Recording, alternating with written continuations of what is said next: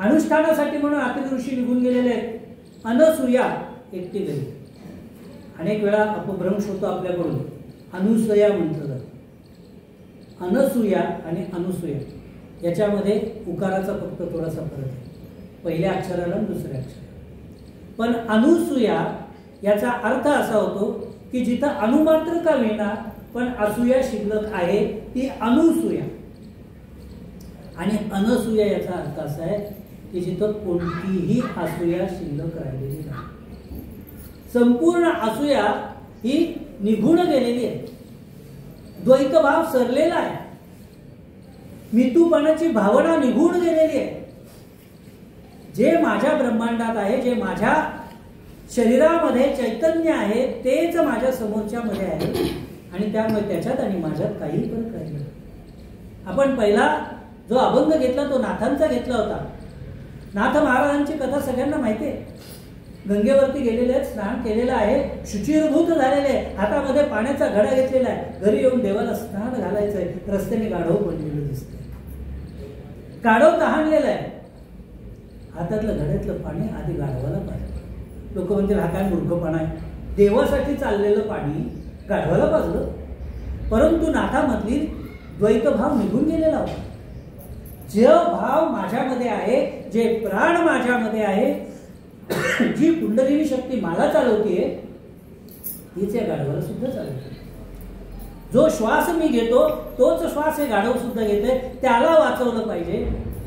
भगवंत त्याच्यात पण आहे, माझ्यात पण आहे, त्या मूर्तीत पण आहे. हा भाव त्यांच्यामध्ये जागृत झालेला होता म्हणून त्यांनी गाढवाला पाणी पाजलं. म्हणून धर्म सोडला नाही. पुन्हा नदीवर गेले, स्नान केलं, पुन्हा पाणी घेतलं देवाला. धर्म सोडायचा नाही हेही आपल्याला सांगितलं. तद्वत अनसूयेच्या पोटी हा कोणताही द्वैतभाव नव्हता. आणि म्हणून हे आलेल्या अतिथींना सांगितलं की या बसा, जेवायला बसा, काही हरकत नाही. येतील ऋषी, तेवढ्या नाही आम्हाला जास्त भूक लागली, ठीक आहे, ते याच्या हात वाढतो, हरकत नाही. परंतु त्यावेळेला हे ऋषी काय म्हणतायत, आम्ही आलो अतिथी काळी हो, इच्छा झाली आता प्रबळी. आम्हाला प्रबळ इच्छा नाही. काय परसुनी आम्ही आमुची झोळी, वाढसी भिक्षा लग्न होई. आम्ही लौकिक अर्थानेच फक्त अर्थ देतो. या देवांनी तिला सांगितलं तू नग्न वस्त्र फेडून आम्हाला वाढ. आता तुम्ही सांगा तिन्ही देवता आहेत, देव आहेत, हे असं काही सांगतील? म्हणूनच पुढचं चरण लिहिलं गेलं आणि त्याच्यामध्ये ते म्हणतात, नको त्यागू केवळ वस्त्रासी. वस्त्र तर सोडायचंच आहे, परंतु या देहावरती जो आईच्या पोटी जन्माला आला त्या देहावरती पहिलं वस्त्र कुठलं आलं? अहंकाराचं. दुसरं वस्त्र कोणतं आलं? षडरिपूंचे आहे. सगळी बाललेली षडरिपू घेऊनच आम्ही जन्माला. म्हणून ते सांगतात, नको त्यागू केवळ वस्त्रासी, सारुणी दूर अवगुणांसी. सगळे अवगुण बाजूला टाकून टाक, हे षडरिपू बाजूला टाकून द्या. ही वस्त्र फेकायची आहे. आम्हाला सुद्धा जेव्हा सद्गुरूंकडे जायचं आहे तेव्हा मनामधली ही सगळी जे काही 8-7 भाग आहेत तेवढेच घेऊन जायचे आहेत. बाकीचं सगळं जसे आम्ही चपला बाहेर काढतो की नाही तसे सगळे बाहेर टाकून द्यायचं. मीपणा, अहंकार, काय द्वेष, मोह, मद, मत्सर, लोभ सगळं बाहेर या दाराशी ठेवून द्यायचं. आतमध्ये नंग्या पावानी यायचंय. का बरं म्हटलंय नंगे पाव? नंगे पावाने जसं अनसूयेला या देवाने सांगितलं तू वस्त्र फेडून नग्न होऊन आमच्याकडे ये, तद्वत आम्ही सुद्धा ही जे षडरिपूंची वस्त्र लिहून बसलेलो आहे ती बाहेर फेकून द्यायचे आणि शुद्ध अंतःकरणाने आतमध्ये यायचं. तसेच सारुणी दूर निर्गुणांशी परिसावी भिक्षा. निर्गुण कोणतेही गुण नको, सत्व नको, रज नको, तम नको, असे कोणतेही गुण आमच्याजवळ नको. असं निर्गुण होऊन आपण आपल्या सद्गुरूंच्या पुढे केलं पाहिजे. आणि तेच या देवतांनी सुद्धा अनसूये करणार. ही जी अनसूयेची कथा आहे हे आपल्याला फक्त अर्धवट नाही. का बरं गेले हे 3 देव? या तिन्ही देवतांच्या बायकांनी सांगितलं की तुम्ही तिच्याकडे जा आणि तिची परीक्षा घ्या, बरोबर? पण का सांगितलं असं परीक्षा? केवळ सौंदर्यासाठी? आम्हाला असं सांगण्यात आलं की सौंदर्यासाठी नाही. बरं, अहो या तिन्ही देवता होत्या, त्यांचं सौंदर्य काय कमी असेल? लक्ष्मीचं सौंदर्य काय वर्णावं, पार्वतीचं सौंदर्य काय वर्णावं, सरस्वतीचं काय? आजही नुसता फोटो पाहिला तर मन प्रसन्न होतं. त्या तिन्ही देवता काय तिच्या त्या मनुष्य योनीमध्ये जन्मलेल्या अनसूयेसाठी असा हट्ट धरतील? मुळीच नाही. याची जी मूळ कथा आहे ना ती थोडीशी वेगळी. एक राजा होता, त्याला 2 मुली होत्या, सांगव्या आणि मनव्या अशा 2 नावं ठेवली. मागव्या, सांगव्या आणि मागव्या. आपल्या पुराण कथामधल्या जी नावं आहेत ना त्याला खूप अर्थ आहे. अशी वेडीवाकडी नावं नाही आहेत. काय? सांगव्या ही सांगितलेलं सगळं ऐकणारी होती, आई वडिलांच्या आधीच राहणारी होती, म्हणून ती सांगव्या. आणि मनव्या म्हणजे स्वतःच्या मनाला जसं येईल तसंच वागणारी ती मनव्या. ह्या दोघी आपल्यामध्येच आहेत बरं का. आम्ही कधी कधी आई बापाचं ऐकतो, कधी कधी गुरूंनी सांगितलेलं ऐकतो, कधी कधी सगळं सोडून देतो. अशा या दोघी जणी वयाला आल्या. राजाने ठरवलं आता दोघींची लग्न केली पाहिजे. दोघींना त्यांनी बोलवलं आणि म्हणाले आता तुमचं उपवर झालंय, तुमचं लग्न करायचं ठरवलं. सांगावे आपली सांगण्याप्रमाणे, बाबा तुम्ही सांगाल त्या मुलाशी लग्न करा. शेजारच्या राजाच्या मुलाला विचारलं, तो होई हो म्हणाला, त्याच्याशी लग्न लागलं. म्हणायला लहान होती, आजोबा लहान होती. आता काय करायचं? तिचं लग्न झालं. लग्न होऊन सासरी जाताना तिने आपल्या लहान बहिणीला सांगितलं की बघ, मी आजपासून पतिव्रता धर्म पाळणार. आपल्या स्त्रीसाठी पतिव्रता धर्म हा सर्वात मोठा धर्म आहे आणि तो मी पाळणार आहे. त्याच्यातूनच माझं कदाचित मोक्षत्व येईल. बहिणींमध्ये अशाही प्रकारचे त्यावेळेस संवाद होत होते ना. मी म्हणाली ठीक आहे. बहीण गेली तर धाकटी बहीण आणखी 2 वर्षांनी लग्नाला आली. तोपर्यंत हिने मनामध्ये ठरवलेलं होतं आता मी काय करायचं. ती म्हणाली अगं तू सगळं करून ईश्वरालाच प्राप्त करून देणार ना. तुम्ही असं करतो ईश्वराशीच लग्न. आता मी भगवंताशीच लग्न करेन. आई वडिलांनी विचारलं का गं बाई आता तुझ्यासाठी वर शोधायचं काय करायचं? म्हणाली नाही, मला लग्न करायचं तर फक्त भगवंताशी करायचं, बाकी माणसाशी नाही करायचं. जशी तुझी इच्छा. आई वडील याच्यामध्ये होते, देव ब्राह्मण पाळणारे होते, त्यामुळे ते म्हणाले ठीक आहे तुझ्या मनासारखं होऊ दे. आता भगवंताला मिळवायचंय म्हणजे वैराग्य पाहिजे. वैराग्य पाहिजे तर राजघराण्यात राहून राजवाड्यात राहून ते मिळणार नाही. म्हणून तिने वानप्रस्थाश्रम डायरेक्ट स्वीकारला आणि वनामध्ये राहायला गेले. झोपडी बांधून राहायला लागले. दिवस रात्र भगवंताचं स्मरण करते. अंगावरची वस्त्र जुनी झालीत तरी सुद्धा त्याच वस्त्रांमध्ये राहिले. वल्कलं दिसलेली, कंदमुळे खाती. अत्यंत तन्मयतेने भगवंताची ती साधना करते. मनामध्ये आलं भगवंताच्या की हिची थोडीशी परीक्षा बघावी. ही अनसूया झाली की तिने बघावं. त्याप्रमाणे भगवंत म्हणाले आधी बघूया सांगव्या काय करते आणि मग या मागव्याकडे जाऊ. त्याप्रमाणे सांगव्याकडे आले. यती रूप धारण केलेलं आहे. दुपारची वेळ झालेली आहे. ओम भवती भिक्षां दे. दाराशी येऊन भिक्षा मागितली. सांगव्यातून घेऊन आले सगळं वाढलेलं ताट. आता यतीला द्यायचं आणि एकदम तिचा चेहरा बदलला. तिने ते ताट खाली ठेवलं. हातातला पाण्याचा तांबा होता तो घेतला आणि पटापटा पटा पाणी शिंपडायला लागला. मी विचारलं का गं बाई तू असं का करते? तुम्हाला भिक्षा वाढणार होती, तू भिक्षेचं ताट खाली ठेवून दिलं आणि पाणी शिंपडते कशासाठी? माझी बहीण वनामध्ये तप करते, तिकडे वणवा पेटलाय. माझ्या बहिणीची झोपडी आगीच्या भक्षस्थानी पडू नये म्हणून मी हे पाणी शिंपडते. किंवा अगं तू पाणी इथं शिंपडते, आग तिकडे वणव्याला, वणवा तिकडे जंगलात आला, काही हरकत नाही. जर माझा पातिव्रता धर्म काही असेल, माझं पुण्य असेल तर हे पाणी तिथं जाईल आणि तिथली आग होईल. हो म्हणाले, हो निश्चित कर. तिचा तो आत्मविश्वास पाहून भगवंत संतुष्ट झाले. तिला यथायोग्य वर दिला, भिक्षा घेतली आणि तिथून मांगरवेकडे आले. बघतात तर खरोखरी आजूबाजूला वनवाय पेटलेला होता, तो शांत झालेला होता, राख सगळीकडे पडलेली होती आणि आतमध्ये मांगरवेवर बसलेली होती. तिचं आपलं ध्यान धरणं चालू होतं. तिच्या दाराशी जाऊन भगवंताने म्हटलं, ओम भवती भिक्षां देहि. मांगरवेळ बाहेर आली. तिला भगवंताने विचारलं, का गं बाई, तुझ्या आजूबाजूचं हे सगळं का बरं जवळ दिसतं? ती म्हणे, हो वनवा पेटला होता, पण काय माहिती तेवढं आपोआप शांत झाला. आणि आपोआप वगैरे काही शांत नाही झाला. तुझी जी मोठी बहीण आहे तिने पतिव्रता धर्म पाळला, म्हणून तिच्या पतिव्रता धर्माच्या पुण्याईनी तिने तिथं शिंपडलेलं पाणी इथं पोचलं आणि हा वनवा शांत झाला. ती मूर्खपणा करू नकोस म्हणाली. अजूनही तुला असं वाटतंय की मी आणि माझा भगवंत आणि माझ्यामुळेच हे सगळं झालं? असं नाहीये. म्हणाले, हो असंच आहे ते. जाऊन बघ, तिला विचार, तिला गुरु कर, तुझी प्रगती होईल म्हणा. ती आली मोठ्या बहिणीकडे. मोठ्या बहिणीला विचारलं की असं असं झालं काय?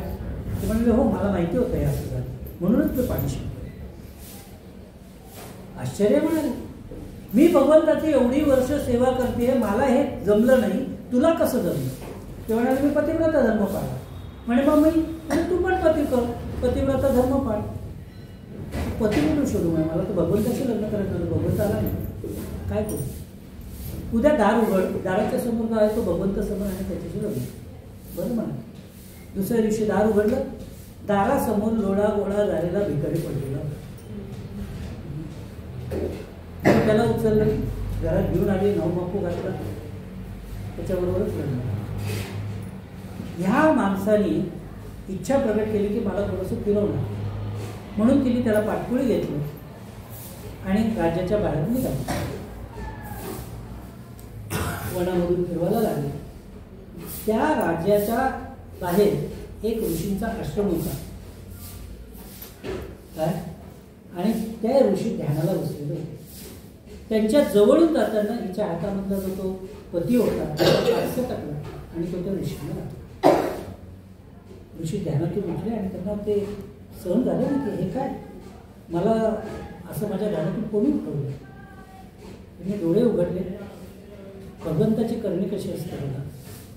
त्यावेळेला एवढं जप करणाऱ्या त्या ऋषींच्या मनामध्ये क्रोध उत्पन्न झाला आणि त्यांनी सांगितलं, तुझ्या या पतीमुळे माझं ध्यान मोडलं. उद्याचा सूर्योदय तुझा पती बघू शकणार नाही. सूर्योदय होताच तो गतप्राण होईल. अत्यंत वाईट वाटलं. आता काय करावं? हा तर पतीच जर गेला तर मी पतिव्रता धर्म कसं करतो, माझं पुढे कसं होईल? आणि त्याप्रमाणे अत्यंत दुःखित झाले. ती म्हणाले, मी इतक्या वर्षात भगवंताचं तप केलेलं आहे, भगवंत स्वरूप म्हणून मी याला पती मानला, मला माहिती होता हा डोळागोळा झालेला आहे, तरीही मी याला पती मानलं आणि तरी माझ्यावरती ही अशी शापवाणी ऐकण्याची का पाहिजे? ती म्हणाले, माझं जर मी काही केलेलं तप असेल तर उद्याचा सूर्य उगवणार. बघा, पतिव्रता धर्म पाळायला एकच दिवस झालेला आहे आणि तरीही पतीची सेवा पूर्णपणे केलेली आहे. पती आणि आपला गुरु म्हणजे मोठी बहीण, तिने जे सांगितलं ते ऐकलेलं आहे. तेवढ्या एका दिवसाच्या तपावरती तिच्यामध्ये किती सामर्थ्य व्हावं. दुसऱ्या दिवशी सूर्य उगवला. सर्व देवदेवतांना आविर्भाव मिळेल असं झाला. कुठे प्रसाद नाही, कुठे भोग देत नाहीये. भगवंत उपाशी राहायला लागले. सगळ्यांची सभा भरली. अरे किसी ने प्रसाद ही नहीं चढ़ाया, क्या करेंगे? क्यों हुआ ऐसा? सूर्याला विचारलं, काय रे बाबा तू का नाही उगवला? तो म्हणाला, अशी अशी एक पतिव्रता आहे, तिला शाप मिळालाय आणि तिनेच असं सांगितलं की मी जर उगवलो तर तिचा पती मरेल आणि तिचा पतिव्रता धर्म मरेल, म्हणून मी उगवणं थांबवलं. तिने मला सांगितलं काय? म्हणाला, असं कसं? तिचा पती मेला तर आम्ही जिवंत करू, तू उगव. म्हणाला, नाही, मला असं करता येईल ना, मी तिला वचन दिलं आहे. तुम्ही आधी तिला वचन द्या की तुझा पती आम्ही जिवंत करून देऊ. बरं म्हणाले. त्या सर्व देवांमध्ये ब्रह्मा विष्णू महेश पण होते. नारद मुनी पण होते. नारद मुनी शांतपणे ऐकत होते. तेवढ्यात चालू आहे यांची चर्चा. मी जरा फिरून येतो असं म्हणून पहिल्यांदा गेले श्री विष्णूंना. लक्ष्मीबाई सगळं आवडून वगैरे आता पती येतील अशा ह्याने बसलेलं म्हणून काय लक्ष्मीदेवी बरे आहे ना तुम्ही? हो बरी. अहो म्हणे आज सूर्यच उगवला नाही. हो ना म्हणाले. त्यामुळे काही देवदेवतांना हवीभाग मिळाला नाही. स्वतःच मिळाला. तुम्हाला माहिती का म्हणायचं सूर्य का उगवला नाही? म्हणजे का बरं? अहो म्हणते पृथ्वीवरती कोणीतरी पतिव्रत आहे तिचं काय पती मेला म्हणाले आणि म्हणजे मेला नाही आहे पण असं सांगितलं की सूर्योदय होताच तिचा पती मरेल म्हणून तिने सूर्याला उगवूच दिलं नाही. म्हणे हा एवढं तप केलं त्या मुली? म्हणे हो. तिला असं वर दिला कोणी? म्हणे मला माहित नाही बघ म्हणे विष्णूंनी दिला असेल. बघा विष्णू काय कोणाला काही देऊन ठेवतात म्हणे त्यांनीच जप दिला असेल का म्हणे तिला काहीतरी वर. तुम्हाला नाही दिला का म्हणे असं काही? झालं असूया अनुसूया झाली. अनुसूया किंचित असूया लक्ष्मी देवीच्या मनामध्ये आली. माझे पती विष्णू आणि मला ही विद्या दिली नाही ही त्या मुलीला दिली. येऊ दे म्हणाले घरी मी विचारतेच नाही. तिथून उठले ब्रह्मदेवाकडे गेले. सरस्वतीबाईंचे कान फुटले. ब्रह्मदेवानेच दिलं असं माहिती बघ तुला नाही दिलं? म्हणाले नाही मला तर नाही मिळालं. बघा बघ म्हणे आता तुम्ही ब्रह्मदेव आले की विचार. तिथून उठले पार्वतीबाई. पार्वतीबाईंना भडकवून दिलं. आपल्याला असं वाटतं की हे भडकवण्याचं काम आहे. हे भडकवण्याचं नाही. पृथ्वी तलावावरती सामान्य जीवांचं उद्धारण व्हावं ह्यासाठी काहीतरी केलं पाहिजे. निर्गुण हे गुणाच्याही पलीकडे आहेत हे लोकांना समजलं पाहिजे म्हणून ही केलेली क्रिया होती. अनेक वेळा आपण साधनेमध्ये आपल्याला क्रिया होतात. काय क्रिया झाल्या आपल्याला कळत नाही. असं का झालं असं आपण विचारतो. अनेक वेळा साधक येतात आणि विचारतात की काका आम्ही साधनेला बसलो. एक बाई आली त्यांनी तर विचारलं. अहो म्हणाले आता माझं वय 60 आहे. बरं मग परवा साधनेला बसले सगळ्या जुन्या गोष्टी आठवायला लागल्या. हो म्हणे काय आठवलं? काही नाही म्हणे मी लग्न होऊन आले. वडिलांनी इतका छान शालू घेतला होता आणि एक 6 महिन्यांनी धाकटे नंदेचं लग्न ठरलं म्हणाले. मग नाही तिला साखरपुड्याला म्हणे माझा शालू नेसवला. आणि मग काय झालं पुढे काय झालं? म्हणून ती शालू नेसली आणि जी सासरी घेऊन गेली अजून आणून दिला नाही. लग्नाला 30 वर्ष झाली आणि आठवलं काय?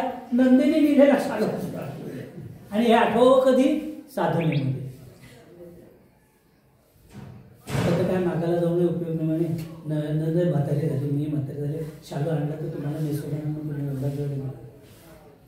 म्हटलं बघ म्हणे पण मग असं का बरं आठवलं म्हणे तुम्हाला माहित नाही का बरं आठवलं? हे आठवण्यामागचा हेतू असा होता की अजूनही तुमच्या मनामध्ये अंतर्मनामध्ये ती कुठेतरी खोट राहिलेली होती की माझ्या नंदिनीसाठी ते अजून आणली. ती घाण ती खतखत बाहेर काढण्यासाठी ती झालेली क्रिया आहे. क्रियेचा अर्थ सुद्धा लावता आला पाहिजे. म्हणून गुरुगीतेमध्ये एक ठिकाण आलेलं निर्लज्ज गुरुसन्निधान. आपण आपल्या मनामध्ये हे जे काही विकार उत्पन्न होतात हे आपण न लाजता सद्गुरूंना सांगितले पाहिजे. आपण सद्गुरूंकडे जाऊन विचारलं सद्गुरूंनी विचारलं त्या साधन कसं काय चाललं? हा ठीक चाललं. रोज बसतो का? हा बैठता हूँ कभी कभी नहीं टाइम. अरे सांग ना गधड्या मी 8 दिवसांनी एकदा साधन करतो एरवी करतच नाही सुट्टीच्या दिवशी बघतो करतो. पण तसं नाही म्हणत. आपण इथं स्वतःला लपवून आपला अहम जपायला करतो. पण शास्त्र असं सांगतं निर्लज्ज गुरुसन्निधान. तुमचं कमीपण तुम्ही सद्गुरूंच्या समोर सांगितलं तर त्याच्यावरती काय योजना करायची हे कळेल. डॉक्टरकडे गेले आणि काय झालं हेच सांगितलं नाही. तुमचं डोकं दुखत होतं आणि तुम्ही म्हणाल की नाही थोडंसं अंगात कसमस झालं तो त्या कसमसीचं औषध देईल डोक्याचं औषध देणार नाही. तसं सद्गुरूंकडे गेल्यानंतर सद्गुरूंना हे सांगितलं पाहिजे. निर्लज्ज गुरुसन्निधान म्हणजे सद्गुरूंकडे निर्लज्जपणे जाऊन बसायचं नाहीये. तुमच्या मनामध्ये जे काही विकार उत्पन्न होत आहेत ते न लाजता न डगमगता सद्गुरूंना सांगितले पाहिजे. तर सद्गुरू त्याच्यावरती उपाययोजना करतात. नारदांना सुद्धा इथं सामान्य जनांचं काहीतरी उद्धारण व्हावं, त्यांना काहीतरी देवदेवता मिळावं, निर्गुण किती महत्वाचं हे कळावं. कारण की लोक त्रिगुणामध्ये अडकून पडलेले आहेत. आम्ही सुद्धा त्रिगुणामध्ये अडकून पडलेलो आहे. बघा, सत्व, रज आणि तम हे 3 गुण आहेत आपल्याला सगळ्यांना.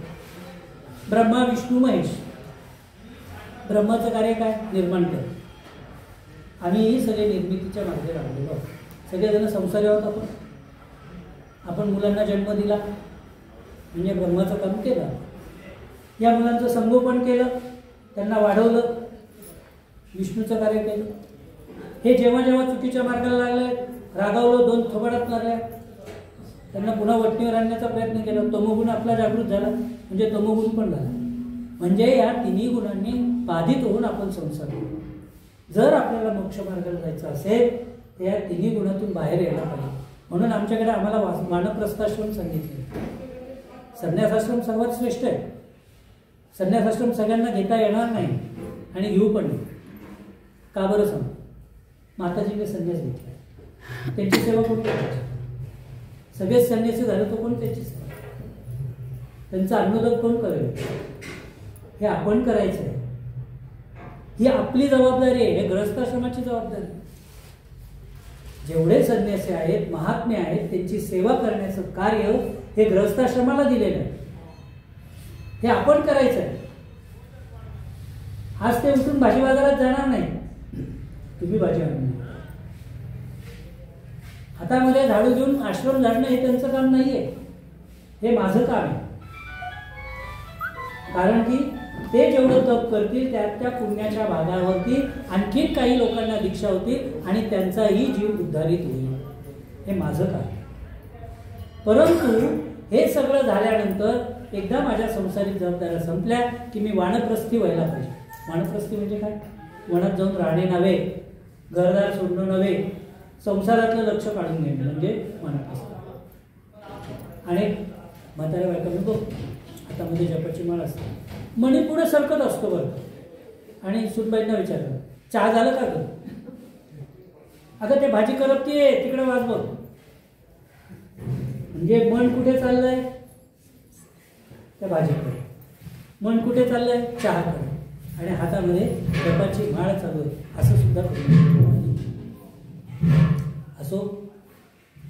तर अशा रीतीने ते म्हणतात की हे 3 देवांना सांगण्यात आलं. ते घरी आले, बघतात आपापल्या बायका फुरगटून बसलेल्या.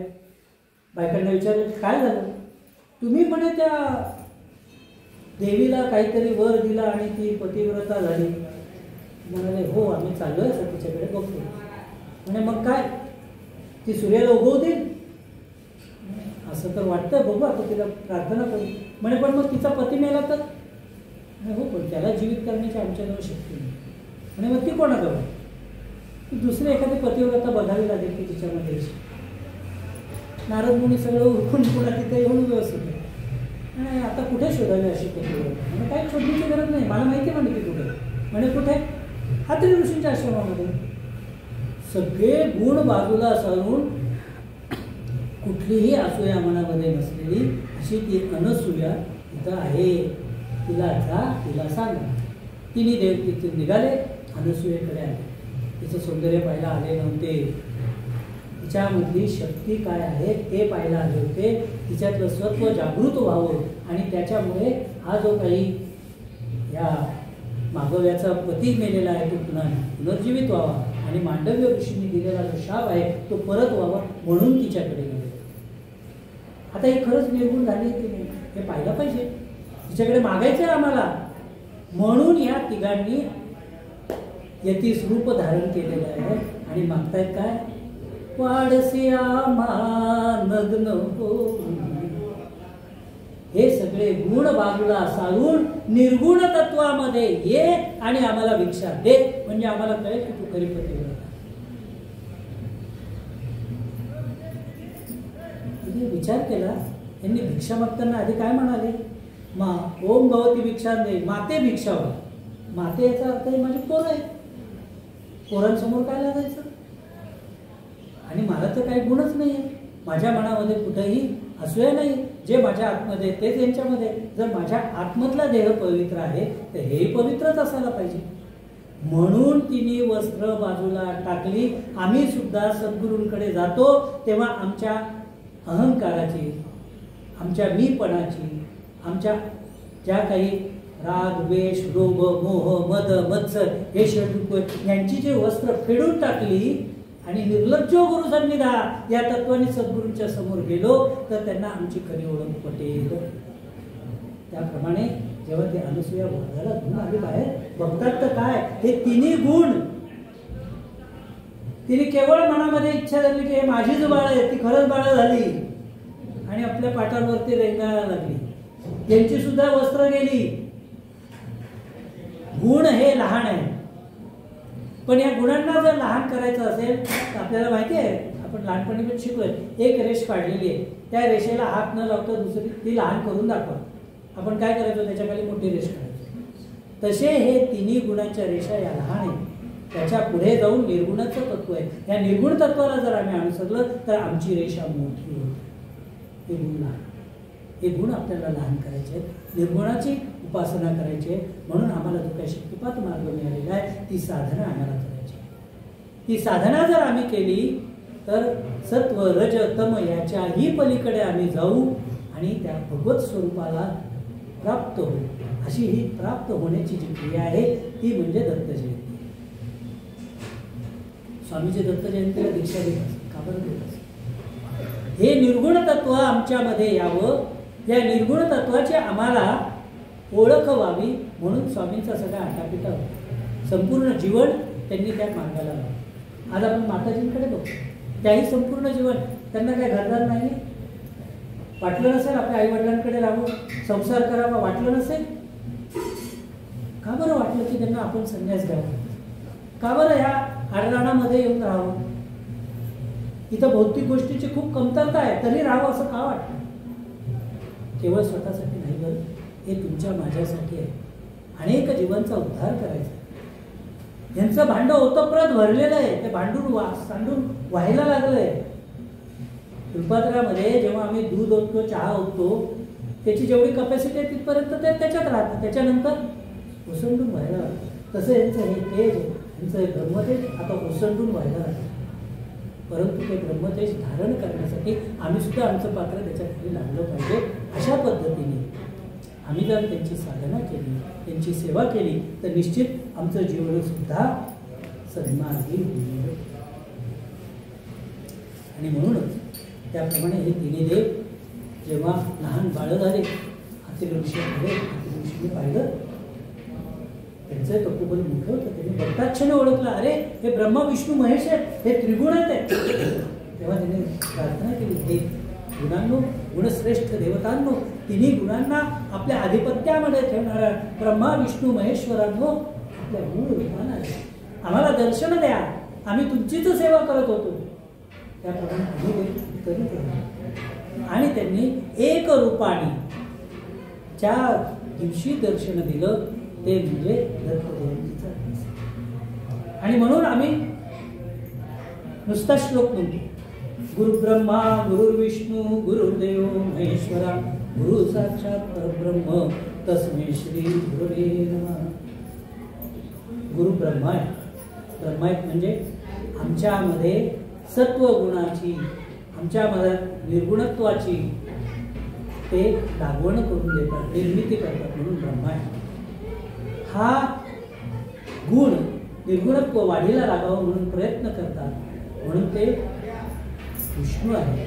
आणि आमच्यातल्या ज्या काही अवगुणांची निर्मिती झालेली आहे ती काढून टाकतात म्हणून ते शंकर पण आहेत, ते जाळून टाकतात म्हणून ते शंकर आहेत. आणि असे परब्रह्म स्वरूप आमचे सद्गुरू आहेत, त्यांच्या चरणी आम्हाला नमस्कार करायचा आहे म्हणून तस्मै श्री गुरुवे नमः.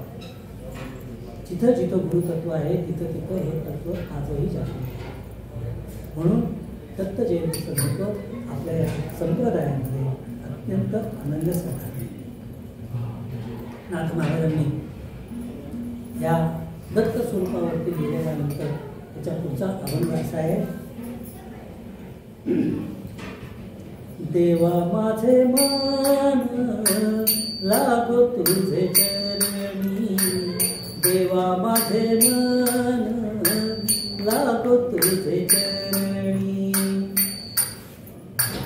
देवा माझे मन लागो तुझे चरणी, देवा माझे मन लागो तुझे चरणी.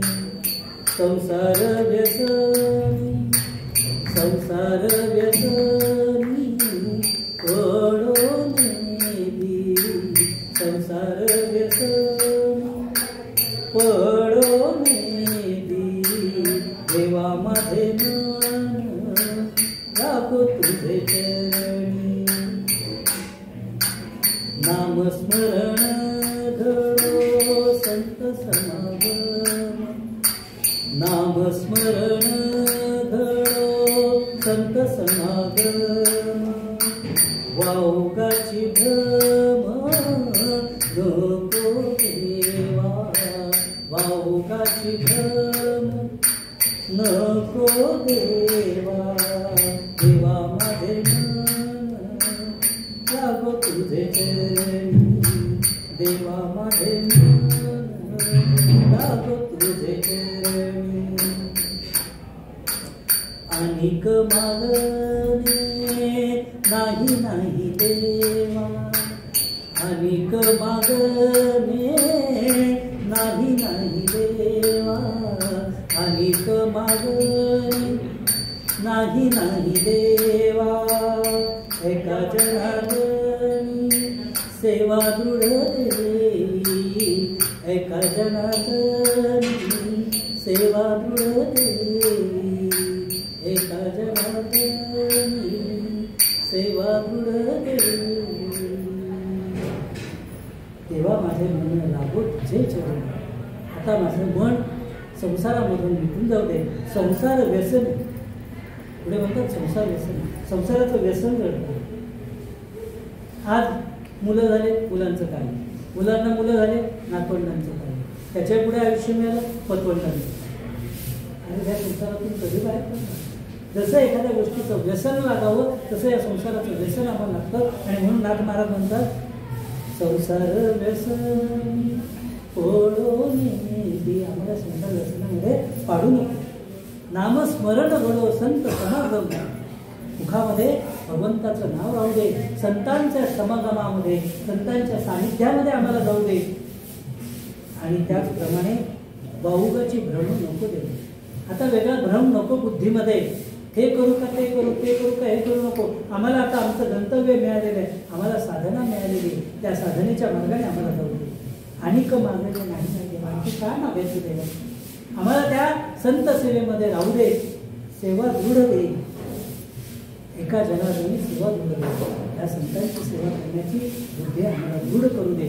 अशी ही सेवा आज माझ्या सद्गुरूंच्या चरणी नारायण काका महाराजांना स्मरून या आश्रमामध्ये सर्व संत आपल्या पाठीमागे आहेत, माझ्या पाठीमागे त्यांच्या समोर त्यांच्या चरणी अर्पण करतो.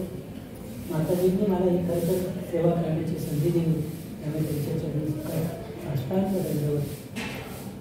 आणि आपण ही सेवा ऐकून घेतली आणि आपण सर्व ही चैतन्य रूपच आहात, त्यामुळे आपल्या सर्वांच्या चरणी साष्टांग दंडवत. अवधूत चिंतन श्री सद्गुरु श्री स्वामी महाराज की जय. ऋतुकाळ नक्षत्र रोहिणी शुक्ल पक्ष दिनी पुण्यतिथी. तिथी पौर्णिमा मास मार्ग शीर्ष गुरु तो वासर उत्सव.